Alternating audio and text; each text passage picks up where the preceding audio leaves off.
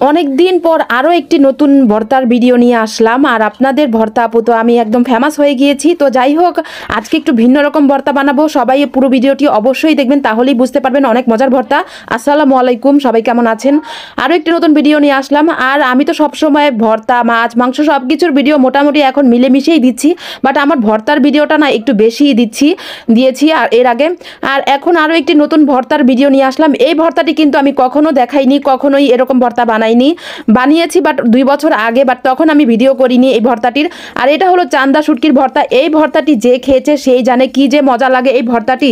আর আমার এই রান্নাঘরটি এত ভালো লাগে, কারণ আমার এই চুলাটি না পুরা ঘ্যাসে চুলা মতো, কমিয়ে বাড়িয়ে মানে লাকড়ি যে ধরাইলে মানে আগুনটা যে কমানো যায়, কমিয়েও সব কিছু রান্না করা যায়, এত ভালো লাগে এর জন্য। তো এখানে আমি সব কিছু আমি টেলে নিচ্ছি, পেঁয়াজ, রসুন, শুকনা মরিচ। এখানে আমি চান্দা শুটকিটাও টেলে নিয়েছি। বেশি টালা জ্বালাবে না, তাহলে পোড়া পোড়া একটা গন্ধ লাগবে। সব কিছু হালকাভাবে টেলে নিয়েছি, আর হালকা চুলার আঁচ দিয়েই আমি টেলে নিয়েছি। তো যাই হোক, এইদিকে আমি সব কিছু টেলে নিয়ে আবার পরিষ্কার করে নিচ্ছি ঝাড়ু দিয়ে, কারণ এখন আমি ভর্তাটি পুরোটি বানাবো। আর আমার না এতদিন মানে কি বলবো, এতদিন মাছ মাংস এগুলা খেতে খেতে আর ভালো লাগছিল না, অনেক ভর্তা খেতে ইচ্ছে করছিল। তো ভাবলাম যে নতুন আরও একটি ভর্তার ভিডিও নিয়ে আসি আপনাদের সামনে। এই ভর্তাটি আসলে কে কে খেয়েছেন অবশ্যই কমেন্ট করে জানাবেন। আর আপনাদের কাছে ছোট একটি অনুরোধ, সবাই অবশ্যই লাইক দিয়ে তারপর কমেন্ট করবেন। অনেকে আছে শুধু কমেন্ট করে যান, লাইক না দিয়ে কমেন্ট করলে কিন্তু আপনাদের পেজেরও এঙ্গেজমেন্ট বাড়বে না, আর আমার পেজ তো এটা পরের সাবজেক্ট। তো যাই হোক, এই তো ভর্তাটি বানানোর জন্য প্রথমে আমি রসুন আর শুকনো মরিচ টেলে তারপর এটা বেটে নিয়েছি। ঝালটা আমি একটু বেশি খাই, তাই আমি একটু ঝালটা বেশি দিয়েছি, আপনারাও চাইলে দিতে পারেন। আর আমার এই ভর্তার ভিডিওগুলো অনেকের অনেক পছন্দ আমি জানি, তো আমার কাছেও ভালো লাগে। অনেকে আছে ভর্তা পছন্দ করে না, অনেকেই পছন্দ করে। আমি জানি বেশিরভাগ মানুষই ভর্তা পছন্দ করে, আমার কাছেও খুব ভালো লাগে। ভর্তা হলে আমার আর কিছুই লাগে না।